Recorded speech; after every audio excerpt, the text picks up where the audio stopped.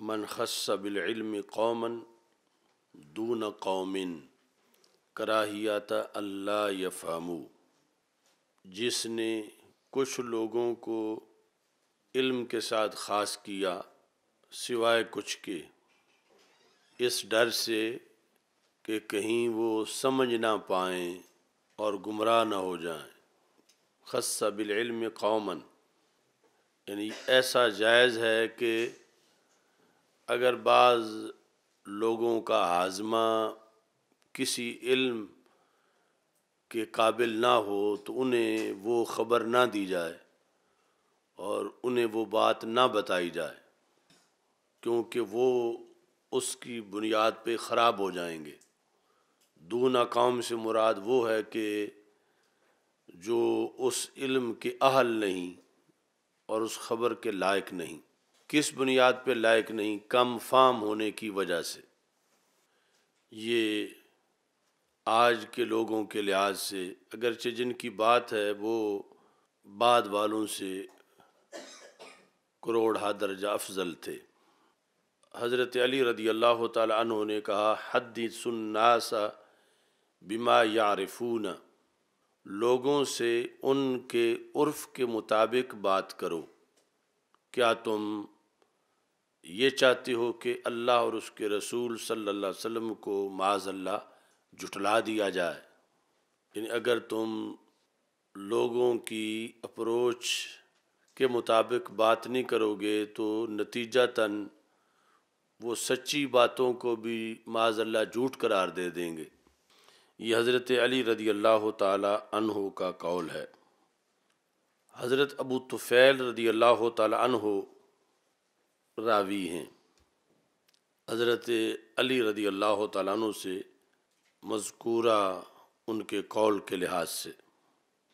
حضرت ابو طفیل ان کا یہ اختصاص ہے کہ روئے زمین پر سارے صحابہ میں سے سب سے آخر میں ان کا وصال ہوا، مطلقاً سب سے آخر میں۔ کچھ تو ہے بعض شہروں میں مثلا بصرہ میں سب سے آخر میں حضرت انس بن مالک رضی اللہ تعالیٰ عنہ فوت ہوئے۔ مختلف شہروں کے لحاظ سے مختلف صحابہ ہیں، مطلقاً روئے زمین کے لحاظ سے یعنی یہ آخری صحابی تھے جو فوت ہوئے، تو پھر کوئی صحابی پیچھے باقی نہ رہا۔ حضرت ابو طفیل جن کا نام ہے عامر بن وائلہ، ان کی ولادت غزوہ احد والے سال ہوئی تھی۔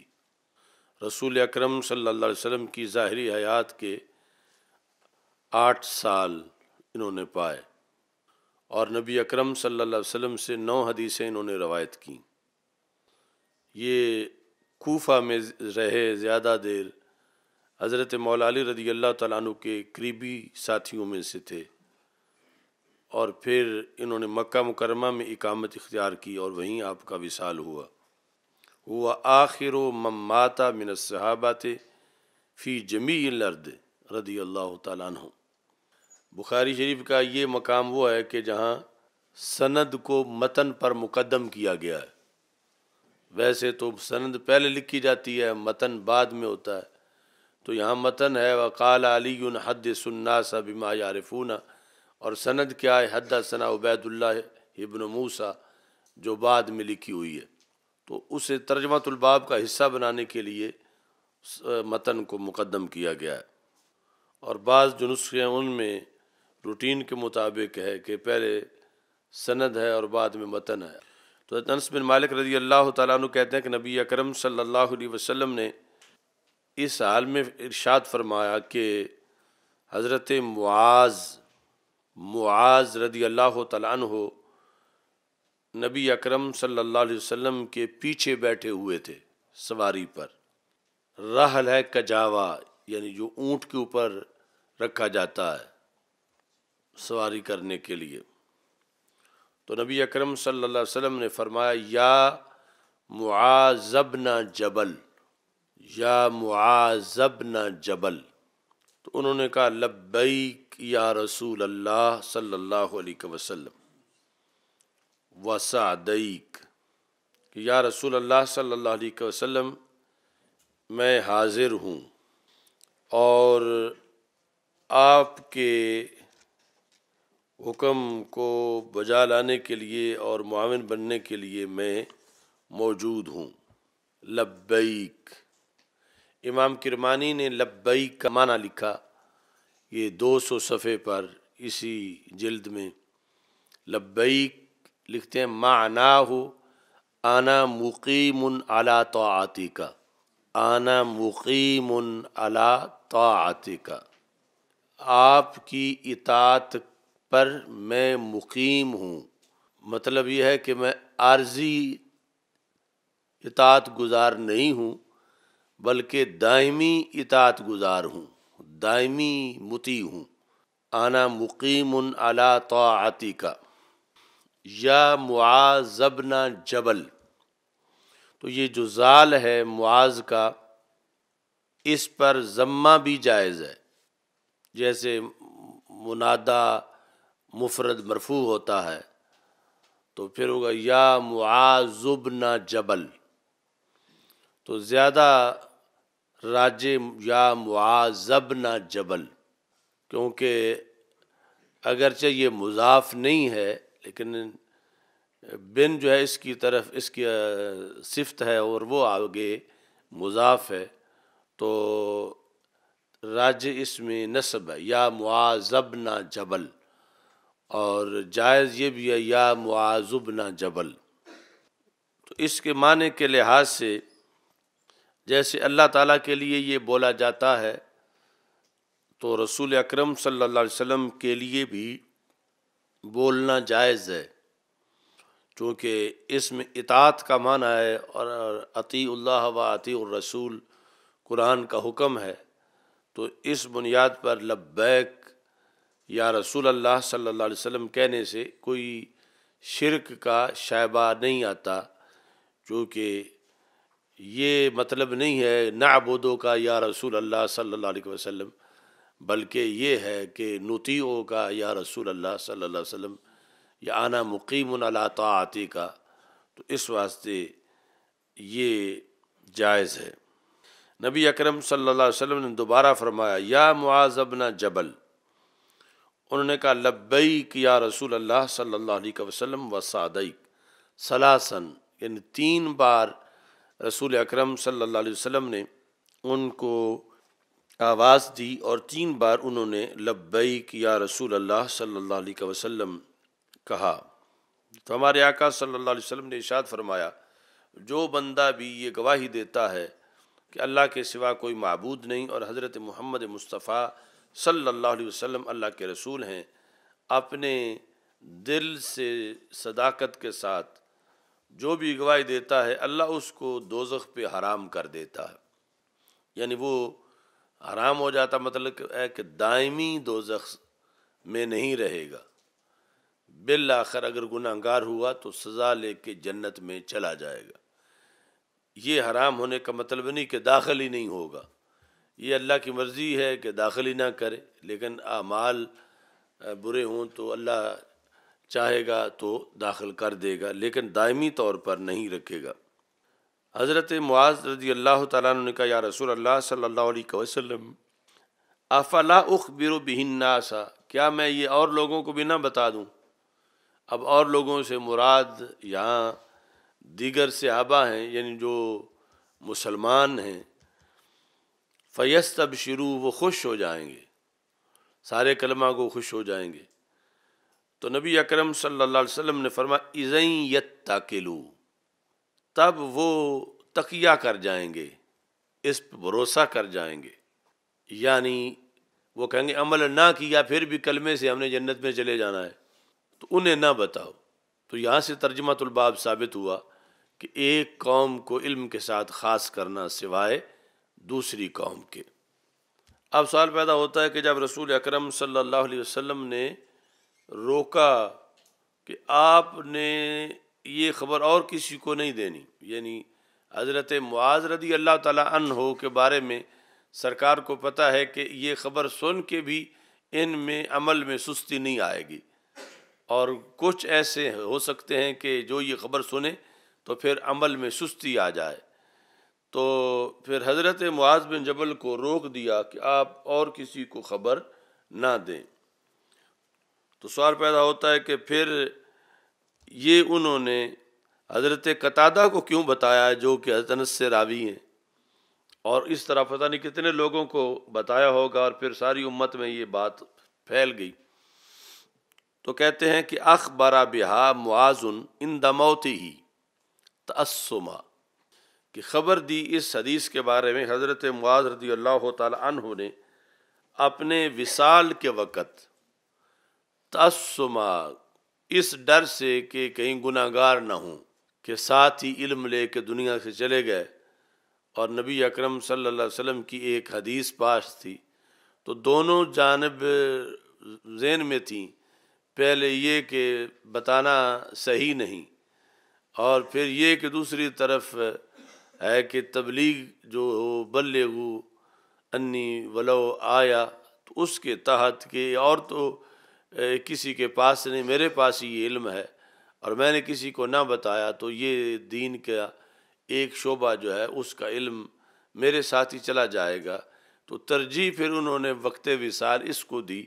کہ اب اس کے بارے میں مجھے بتا دینا چاہیے۔ تعصمہ کا مطلب کیا ہے؟ گناہ سے بچنے کے لیے۔ تو اس میں اب سوال پیدا ہوتا ہے کہ گناہ سے بچنے کے لیے انہوں نے کیا کیا؟ حدیث بتا دی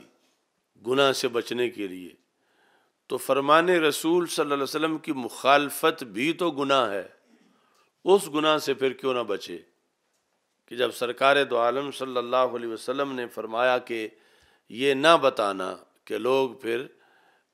تکیہ نہ کر لیں، اسی پر بھروسہ نہ کر لیں، تو رسول اکرم صلی اللہ علیہ وسلم کے فرمان کی مخالفت ہوئی، اور مخالفت بھی گناہ ہے، تو پھر اس طرف بھی تو گناہ تھا۔ تو گناہ سے بچنے کے لیے کہ گناہ ہے کہ لَتُبَيِّنُنَّ لِلنَّاسِ وَلَا تَكْتُمُونَ، کہ علم ہو تو اسے چھپاؤ نہیں، اس گناہ سے بچنے کے لیے تو بتایا، لیکن یہاں جو روکا گیا تھا یہ چیز پھر پیش نظر کیوں نہ رکھی؟ اس کا جواب یہ ہے کہ انہیں یہ پتہ تھا کہ یہ ویسے کوئی ایسا مسئلہ نہیں ہے کہ جو معاذ اللہ غلط ہو اور لوگوں تک پہنچنا نہیں چاہیے، یہ اتکال کی بنیاد پر نہیں پہنچنا چاہیے کہ کوئی بھروسہ نہ کرے، کوئی بھروسہ نہ کرے، اس وجہ سے روکا جا رہا ہے۔ اور اگر یہ قید ختم ہو جائے بھروسہ کرنے والی، تو پھر یہ بھی پہنچایا جائے گا باقی دین کی طرح۔ تو اس میں پھر زندگی بھر انہوں نے اس چیز کو دیکھا، اور پھر یعنی جب اتنا وقت اسلام کو گزر چکا تھا اور خواص کے سامنے انہوں نے پھر اظہار کیا کہ جن کے بارے میں ان کا یہی تھا کہ ان کو عبادت کا بہت شوق ہے، جو یہ سن کے بھی ان کے اندر کوتاہی نہیں آئے گی، تو اس بنیاد پر انہوں نے کہا کہ ویسے تو یہ پہنچانا حرام نہیں ہے، اس قید کے ساتھ ناجائز تھا کہ کہیں بھروسہ نہ کر لیں، تو جب وہ قید اٹھ گئی ہے تو مجھے یہ بتا دینا چاہیے، اور ساتھ دوسری طرف چھپانا جائز نہیں۔ تو اس بنیاد پر پھر انہوں نے ترجیح اس کو دی کہ اب بوقت وصال مجھے یہ علم آگے پہنچا دینا چاہیے۔ تو لفظ وہاں ترجمہ الباب میں قوم کا، تو آگے جو مختص کیا علم کے ساتھ رسول اکرم صلی اللہ علیہ وسلم نے، تو ایک بندے کو مختص کیا، وہ کون؟ حضرت معاذ بن جبل۔ تو اس کا جواب یہ ہے کہ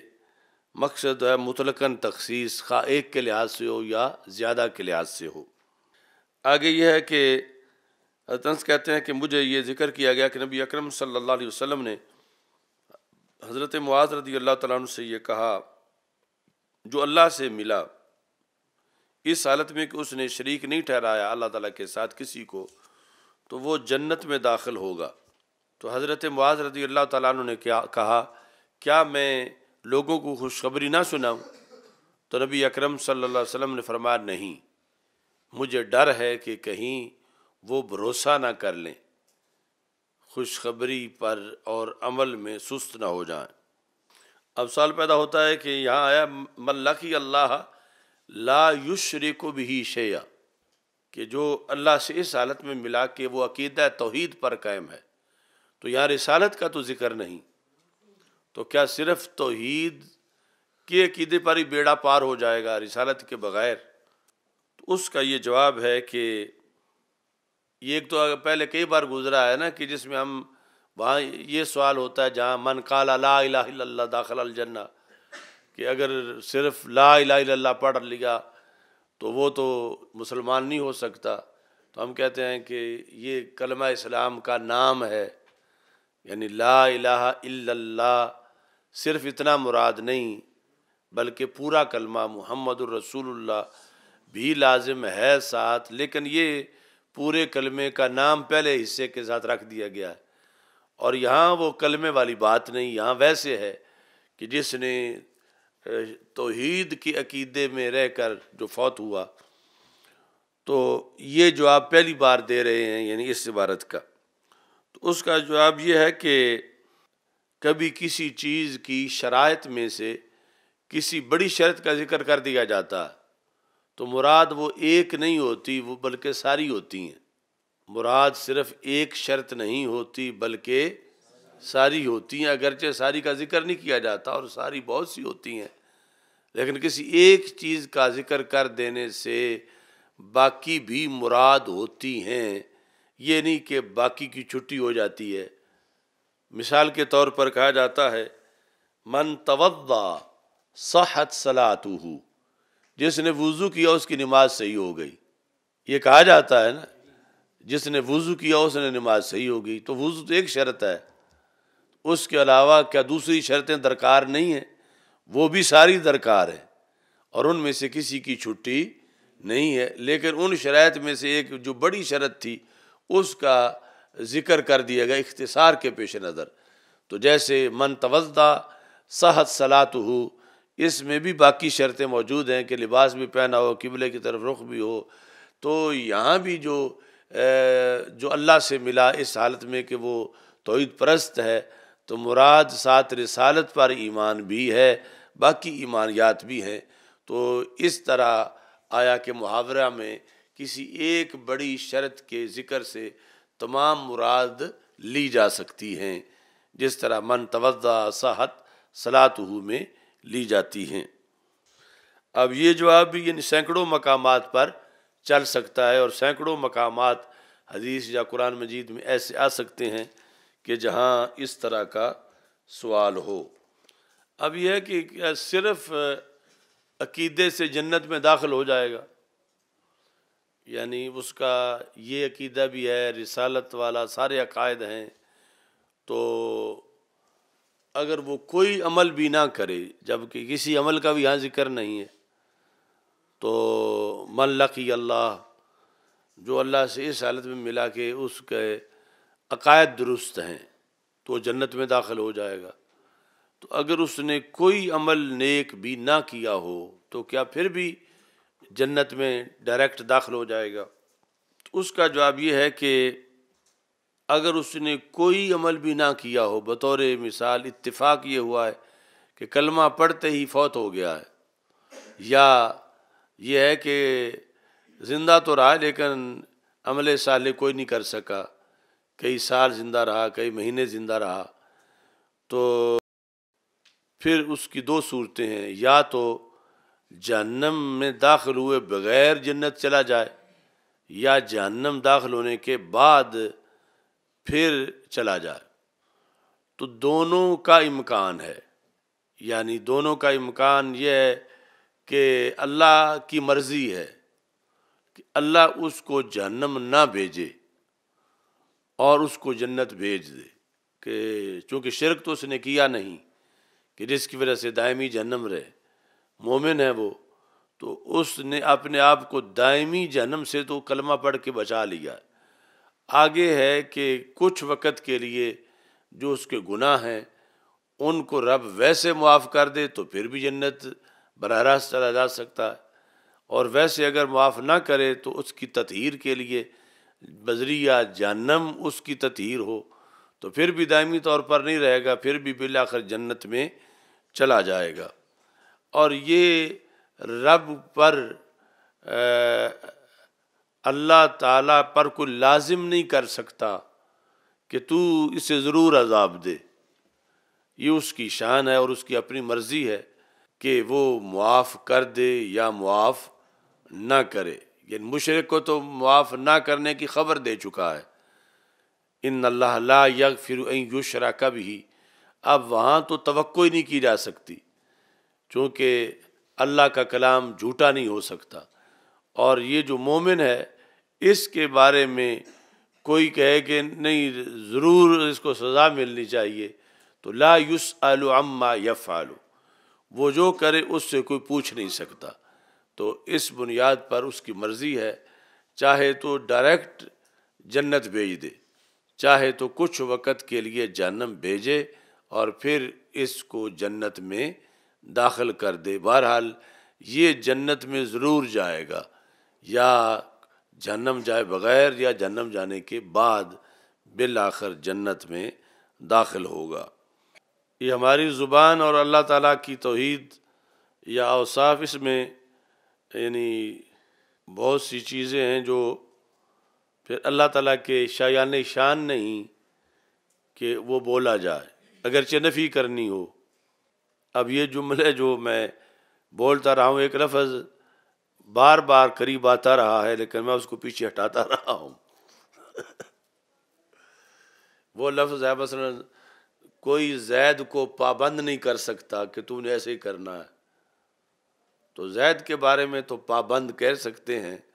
اللہ کے بارے میں نہیں کہہ سکتے کہ اسے کوئی پابند نہیں کر سکتا کہ تو نے ضرور جہنم بھیجنا ہے اس کو،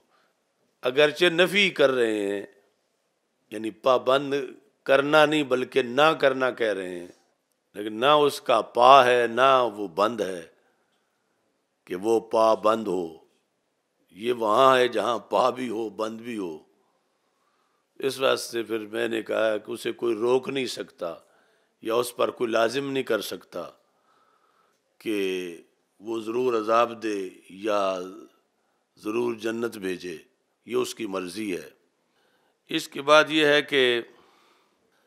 حیا فی العلم، حضرت مجاہد جو تابعی ہیں وہ کہتے ہیں دو بندے جو ہیں، دو بندے نہیں، دو بندے جو ہیں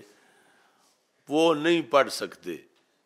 دو بندوں کو علم نہیں آ سکتا۔ ایک وہ جو علم میں حیا کرے، یعنی اسے پوچھنے میں حیا جس کو جھجک کہتے ہیں، اور دوسرا جسے کسی سے پوچھنے میں تکبر محسوس ہو، یعنی جو تکبر کی وجہ سے نہ پوچھے۔ ایک وہ ہے جو حیا کی وجہ سے نہ پوچھے، دوسرا وہ جو تکبر کی وجہ سے نہ پوچھے، تو ان دونوں کو کبھی علم نہیں آ سکتا۔ پوچھنے سے حیا بھی علم سے مانے ہے اور پوچھنے سے تکبر بھی علم سے مانے ہے۔ ہر کس کے نداند و بداند کے بداند، در جہل مرکب ابد الدہر بماند۔ ہر کس کے نداند، ہر وہ بندہ جو نہ جانتا ہو، یعنی ان پڑھ ہو، جاہل ہو، و بداند کے بداند، مگر اپنے بارے میں نظریہ یہ رکھے کہ میں جانتا ہوں، حقیقت میں جانتا نہیں ہے لیکن سمجھتا ہے کہ میں جانتا ہوں، تو در جہل مرکب آباد الدہر بماند، یہ بندہ مرکب جہالت میں رہتا ہے، کبھی نہیں پڑھ سکتا۔ یعنی جو بندہ ان پڑھ ہو اور اپنے آپ کو ان پڑھ مانے، وہ پڑھ جاتا ہے، چونکہ وہ اپنے آپ کو سمجھتا ہے کہ مجھ میں کمی ہے، میں اپنی کمی دور کر لوں، میں پڑھ لوں۔ اور جسے آتا کچھ نہ ہو لیکن سمجھے کہ مجھے آتا ہے، تو اسے کبھی بھی نہیں آ سکتا، اس کی جہالت جو ہے وہ مرکب ہے۔ تو سنگل جہالت والا بالآخر عالم بن جاتا ہے، سنگل جہالت والا، ڈبل والا نہیں بنتا۔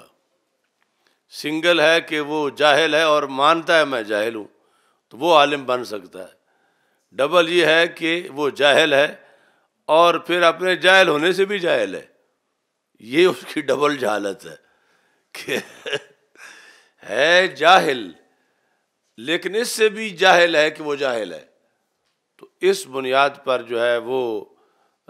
در جہل مرکب ابد الدہر بماند، وہ پھر مرکب جہالت میں طے در طے جہالت میں ساری زندگی گزار دیتا ہے، کیونکہ وہ اپنے آپ کو جاہل مانتے ہی نہیں۔ جاہل مانے تو پھر کوئی بعید نہیں کہ جلدی عالم بن جائے، لیکن جاہل ہی اپنے آپ کو نہ مانے تو پھر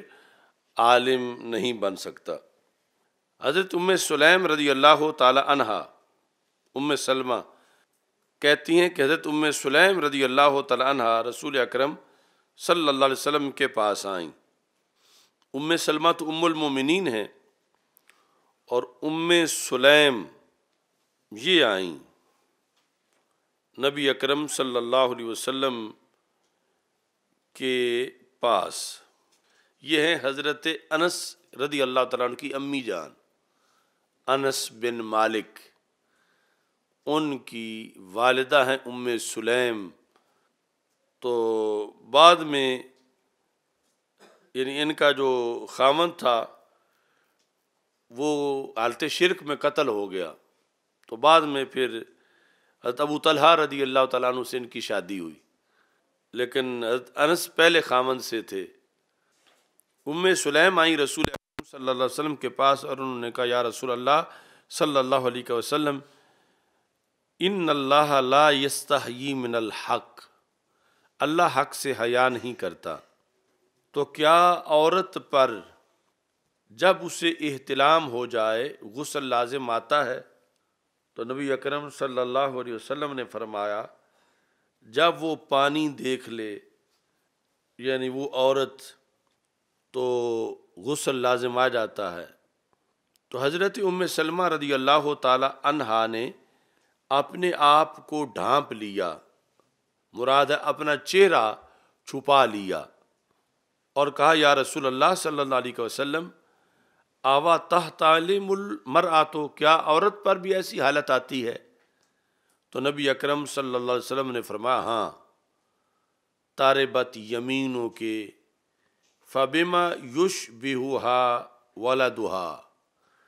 تاربت یمینوں کے لغوی معنی تمہارے دائیں ہاتھ کو مٹی لگ جائے،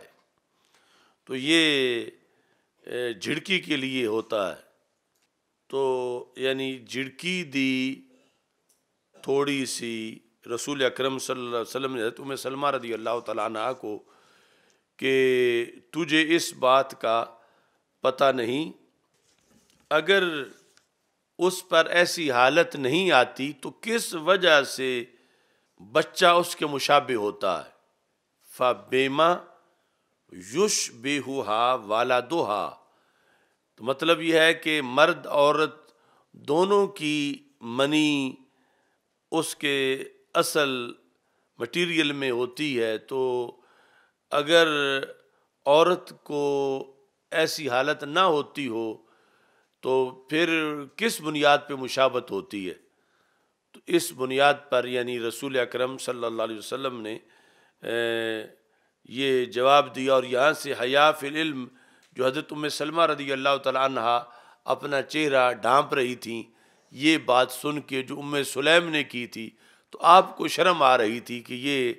بات انہوں نے کس طرح کی، اور پھر رسول اکرم صلی اللہ علیہ وسلم نے اس کی وضاحت فرمائی۔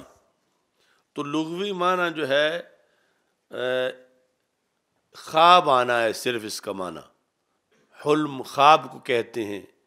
احتلام خواب آیا، یہ لغوی معنی ہے۔ تو مگر آگے پھر مخصوص خواب کے بارے میں اور اس کے بعد پیدا ہونے والی حالت کے بارے میں پھر یہ لفظ بولا جاتا ہے۔ تو جس طرح راغم انف فلان، فلاں کی ناک پہ مٹی لگ گئی، یا تاربت یمینوں کے، تو یہ وہ جھڑکی کے الفاظ ہیں جو رسول اکرم صلی اللہ علیہ وسلم کی زبان سے نکلتے تھے بعض مواقع پر، اور ان جیسے الفاظ کے بارے میں رسول اکرم صلی اللہ علیہ وسلم نے اللہ تعالیٰ سے یہ دعا کی تھی کہ یہ جن کے لیے میں نے بولا ہے یہ لفظ ان کے حق میں نماز بن جائے۔ ای المؤمنین شتمتہ آذیتہ او جلدتہ فاجعلھا لہ صلاۃ و زکاۃ و قربہ تقربہ بہا الیک یوم القیامہ۔ یہ ہماری 30 سال پرانی تقریروں میں ہے یہ بخاری شریف کی حدیث ہے۔ تو یعنی رسول اکرم صلی اللہ علیہ وسلم کی ہر ادا رحمت ہے اس میں کہ یعنی اس کی تمیز یہ ہے کہ اللہ تو نے مجھ سے وعدہ کیا ہے کہ تو میری ہر دعا کو قبول کرے گا، تو میں پھر دعا کر رہا ہوں۔ ای المؤمنین، کافروں کی بات نہیں، مومنین میں سے، ای المؤمنین آذیتہ، جس مومن کو میں نے تکلیف دی ہو، یعنی اسے مارا ہے، حالانکہ کوئی سبب تھا تب ہی مارا ہے۔ شتمتہ او جلدتہ، شتم کا لغوی معنی ہے گالی دینا، لیکن وہ یہاں مراد نہیں، مراد یہ ہے تارے بد یمینوں کے یا راغم انف ابی ذر، کہ جس کو میں نے ڈانٹ پلائی ہے، او ضربتہ یا جلدتہ، جس کو میں نے مارا ہے، تو پھر فاجعلھا لہ صلاۃ، میری اس جھڑکی کو اس مومن کی نماز بنا دے۔ فاجعلھا لہ صلاۃ و زکاۃ و قربہ، اس ایک ہی جھڑکی کو نماز بھی بنا دے، زکوٰۃ بھی بنا دے، اور قربت بھی بنا دے۔ کیسی قربت؟ تقربہ بہا الیک یوم القیامہ، کہ جس قربت کی وجہ سے تو قیامت کے دن اسے اپنے قرب میں جگہ عطا فرما، یعنی تیرے قرب کا اس لیے مستحق بنے کہ میں نے اس کو جھڑکی دی تھی۔ یعنی اتنی رحمت جھڑکی میں ہے کہ جو قیامت کے دن دھوپ نہ لگنے دے اور قرب میں جگہ مل جائے۔ تو اگرچہ لفظ شتم ہے جو اوروں کے لحاظ سے اس کا معنی گالی ہے، لیکن گندا لفظ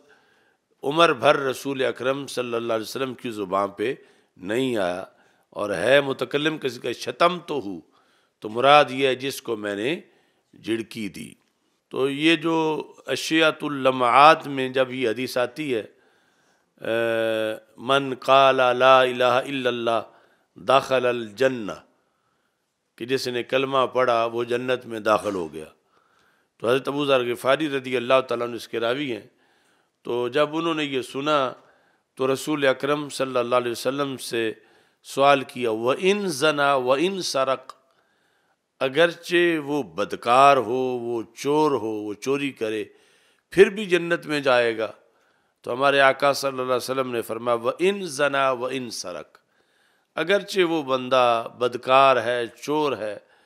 وہ کلمہ پڑھتا ہے تو جنتی ہے۔ تیسری بار پھر آپ کو یعنی تعجب اس لیے تھا کہ یہ کبیرہ گناہ ہے، تو کبیرہ گناہ کر کے بھی جنت چلا جائے گا؟ تو سرکار دو عالم صلی اللہ علیہ وسلم کا مطلب یہ تھا کہ بالآخر جنت میں چلا جائے گا، یا رب نے چاہا تو بخش دے گا ویسے ہی، ورنہ پھر یعنی ہمیشہ جہنم میں نہیں رہے گا۔ اور حضرت ابو ذر غفاری یہ سمجھ رہے تھے کہ وہ جہنم میں جائے گا ہی نہیں اور سیدھا ضرور جنت میں چلا جائے گا۔ تو جب تیسری بار انہوں نے پوچھا تو ہمارے آقا صلی اللہ علیہ وسلم نے فرمایا وَإِن رَاغِمَ أَنْفُ أَبِي ذَرٍ دَخَلَ الْجَنَّةَ، اگر ابو ذر کی ناک پہ مٹی بھی لگ گئی وہ جنت میں چلا جائے گا۔ تو رغم انف ہے کسی کی توہین ہونا، یعنی اگرچہ تمہاری توہین ہو جائے وہ بندہ جس نے کلمہ پڑھا جنت میں چلا جائے گا، یعنی رب نے چاہا معاف کر دیا تو ڈائریکٹ، ورنہ کچھ وقت کے لیے سزا لے کے بالآخر جنت میں چلا جائے گا۔ تو اس حدیث کے تحت حضرت شیخ عبدالحق محدث دہلوی رحمۃ اللہ علیہ نے لکھا کہ یہ حدیث ساری امت تک پہنچی ہے حضرت ابو ذر غفاری رضی اللہ تعالیٰ عنہ کے ذریعے سے۔ تو اپنے شاگردوں کو جب وہ یہ پڑھا رہے تھے تو اتنے ہی پڑھا دیتے، من قال لا الہ الا اللہ داخل الجنہ، یہ جو آگے وَإِنْ رَاغِمَ عَنْفُ أَبِي ذَرٍ کہ اگرچہ ابو ذر کی بھی انسلٹ بھی ہو جائے، ابو ذر کی ناک پہ مٹی بھی لگ جائے، پھر بھی وہ جنت میں چلا جائے گا، تو اس کو حذف کیوں نہیں کیا؟ یہ نہ تو کوئی دین کا حصہ تھا، اصل جو پیغام تھا وہ تو پہلے آ گیا کہ جس نے کلمہ پڑھا وہ جنتی ہے، تو یہ کیوں پڑھاتے رہے شاگردوں کو کہ اگرچہ ابو ذر کی ناک پہ مٹی بھی لگ جائے تو وہ جنت میں چلا جائے گا؟ اس کا پھر انہوں نے جواب دیا حضرت شیخ عبدالحق محدث دہلوی رحمۃ اللہ علیہ نے کہ اصل میں وہ اس کو اپنا ایک انعام سمجھتے تھے، یعنی جو سرکار صلی اللہ علیہ وسلم نے رغم انف فرمایا تو وہ سمجھتے تھے یہ ہر بندے کی یہ سند کامیابی کی نہیں، یہ میری سند ہے۔ داد دشنا مرا آ محبوب جانے یکشب عمرم بگذشت ہنوزم لذت در دلس کہ میرے محبوب صلی اللہ علیہ وسلم نے ایک رات مجھے دشنام دی، عمر گزر گئی ہے ابھی تک اس کی لذت ختم نہیں ہوئی۔ تو وہ یعنی اس لذت کے لیے اس کو ذکر کرتے تھے کہ یہ اگر میں ذکر نہیں کروں گا تو مجھے لذت نہیں آئے گی، یعنی یہ تیرا قد مبارک گل بنے رحمت کی ڈالی ہے، جسے بو کے تیرے رب نے بنا رحمت کی ڈالی ہے۔ تو اس طرح جن کو لقب دیں سرکار وہ بھی خوش ہیں، اور جنہیں جھڑکی دیں وہ بھی خوش ہیں، کہ پھر آگے خود ہی بتاتے ہیں لوگوں کو کہ مجھے رسول اکرم صلی اللہ علیہ وسلم نے اس طرح فرمایا تھا۔ باقی حیا جو ہے، حیا جس طرح کا بندے میں ہے وہ اللہ کے شایان شان نہیں، اس لحاظ سے اللہ میں مجاز ہوگا، اور اللہ کا حقیقی حیا وہ ہے جو وہی جانتا ہے، کیونکہ حیا کی تعریف جو ہے وہ یہ ہے کہ انقباض بتغیر الاحوال، کہ بندے کے اندر انقباض آ جانا، ایک ہے نا بست، اس کے مقابلے میں انقباض احوال کے بدلنے کے لحاظ سے، تو یہ انفعال ہوتا ہے، کسی سے اثر قبول کرنا، کسی کی وجہ سے جھجک محسوس کرنا، تو اللہ اس سے پاک ہے۔ تو اس کی حیا تو اب جو اس پر مرتب کیا ہوتا ہے، حیا پر مرتب ہوتا ہے ترک، یعنی فلاں بندے کو حیا آ گئی نہیں بولا، مطلب کیا کہ حیا کی وجہ سے بولنا ترک کر دیا، اسے کھانے سے حیا آ گئی، اسے پڑھنے سے حیا آ گئی، تو اللہ پر جب یہ بولا جائے تو بولا حیا جائے گا اور معنی ترک والا ہوگا، یعنی حیا بول کے ترک مراد لیا جائے گا، ایک یہ ہے۔ دوسرا یہ ہوگا کہ جو اس کی شان کے لائق ہے، جس طرح پھر حقیقی طور پر حیا ہوگا، اور تعریف یہ نہیں ہوگی جو انسانوں میں حیا کی تعریف ہوتی ہے۔ حضرت عبداللہ بن عمر رضی اللہ تعالیٰ عنہ کہتے ہیں کہ رسول اکرم صلی اللہ علیہ وسلم نے فرمایا کہ درختوں میں سے ایک درخت ایسا ہے کہ جس کے پتے نہیں جھڑتے، اور وہ مثال ہے مسلمان کی، مجھے بتاؤ وہ کون سا درخت ہے؟ تو لوگوں کی سوچ جو ہے وہ دیہاتوں کے درختوں میں پڑ گئی۔ حضرت عبداللہ بن عمر کہتے ہیں میرے دل میں آیا کہ وہ کھجور ہے۔ حضرت عبداللہ کہتے ہیں فاستحییت، تو مجھے حیا آ گئی کہ میں بولوں، کیونکہ بڑی بڑی شخصیات بیٹھی ہوئی تھیں اور وہ نہیں بول رہی تھیں۔ فقالو، تو صحابہ نے کہا یا رسول اللہ صلی اللہ علیہ وسلم آپ ہی خبر دیں کہ وہ کون سا درخت ہے۔ تو نبی اکرم صلی اللہ علیہ وسلم نے فرمایا وہ کھجور کا درخت ہے۔ حضرت عبداللہ کہتے ہیں میں نے اپنے ابا جی کو جا کے گھر بتایا کہ میرے دل میں تو جواب آ گیا تھا۔ فقال لأن، یہ لام مفتوح ہے،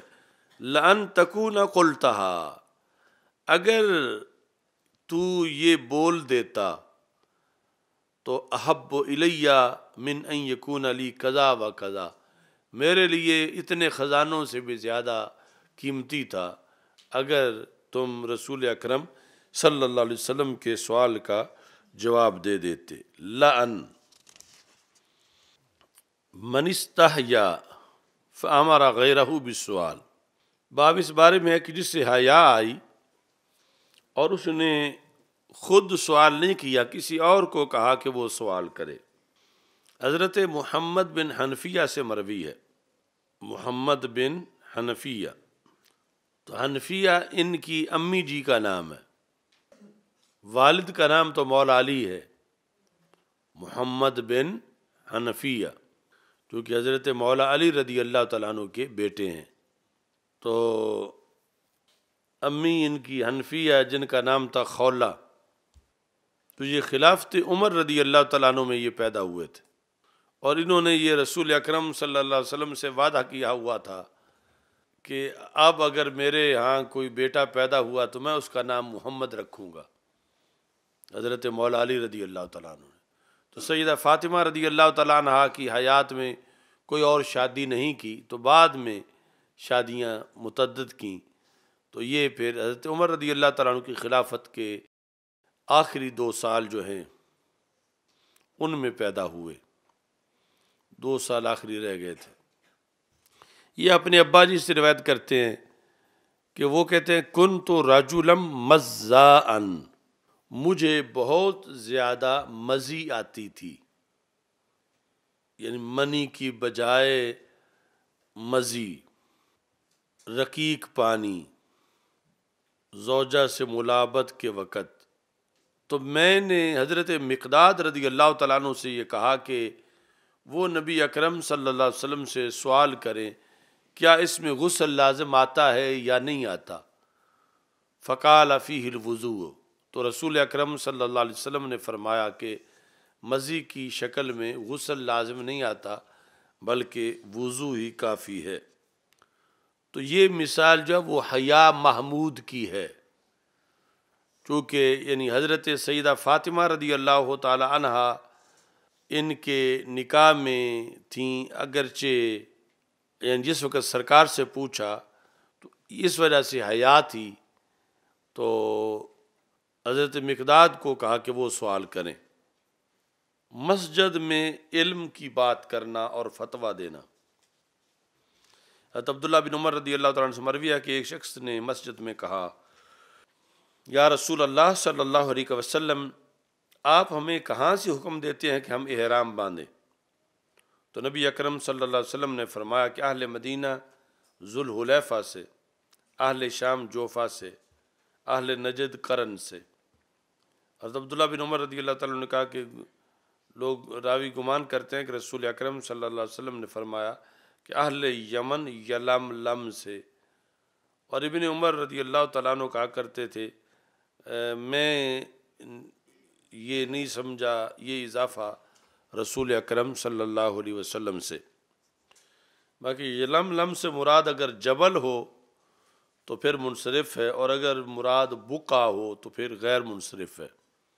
من اجاب السائل باکثر مما سألہ، جس نے سائل کو اس کے سوال سے زائد جواب دیا تو دیا جا سکتا ہے۔ حضرت عبداللہ بن عمر رضی اللہ تعالیٰ عنہ سے مروی ہے کہ نبی اکرم صلی اللہ علیہ وسلم سے ایک شخص نے سوال کیا کہ محرم کیا پہنے؟ تو نبی اکرم صلی اللہ علیہ وسلم نے فرمایا کہ قمیص نہ پہنے، امامہ نہ پہنے، شلوار نہ پہنے، ٹوپی نہ پہنے، اور نہ وہ کپڑا پہنے کہ جس کو ورس یعنی ایک بوٹی ہے جس سے سرخ رنگ آ جاتا ہے، ورس لگا ہو یا زعفران۔ فَإِن لَمْ يَجِدِ النَّعْلَيْنِ، اگر اس کے پاس جوتے نہ ہوں تو پھر موزے پہن سکتا ہے، اور ان موزوں کو کاٹ لے یہاں تک کہ وہ ٹخنوں کے نیچے ہو جائے۔ ویسے تو ٹخنوں کے اوپر تک موزے ہوتے ہیں، تو اگر وہ پہنے تو پھر کاٹ کے پہنے، اس صورت میں کہ جب اس کے پاس جوتے نہ ہوں۔ تو یہ جو برنس ہے اصل وہ ٹوپی ہے جو ساتھ ہی لگی ہوتی ہے کوٹ کے، یا ویسے لمبی ٹوپی کو کہا جاتا ہے۔ ترجمۃ الباب ثابت ہوا کہ پوچھا یہ تھا کہ کیا پہنے، تو رسول اکرم صلی اللہ علیہ وسلم نے وہ بھی بتا دیا جو نہ پہنے اور وہ بھی بتا دیا جو پہنے، تو اس لیے سوال پہ اضافہ کرنا جائز ہے۔ الحمدللہ رب العالمین۔